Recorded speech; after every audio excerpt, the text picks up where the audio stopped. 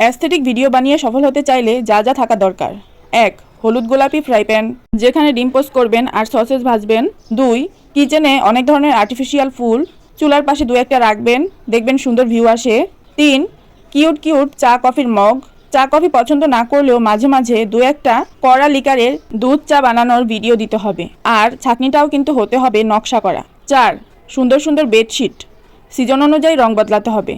এই যেমন এখন কাশফুলের সিজন, কাশফুলের সাথে মানাবে এমন কোনো বিছানার চাদরই বিছাতে হবে, অন্যথায় হবে না। 5. নেটের পর্দা তো অবশ্যই থাকতে হবে। 6. পা বাঁকা ছোট টেবিল, যেটা বিছানার উপর রেখে চা রাখবেন, সাথে পাশে একটা মোমবাতি না হলে তো হবেই না। তবে এই সময় আবার ভুলেও ফ্যান অন করতে যাইয়েন না, তাইলে কিন্তু আবার সমস্যা হবে। 7. রান্না বলতে শুধু মাছ ভাজা, বেগুন ভাজা অথবা সালাদ বানাবেন, এছাড়া ডাল ভাত মাছের ঝোল রান্না করা একদমই দেখাবেন না, তাহলে কিন্তু অ্যাস্থেটিক ভাইব চলে যাবে।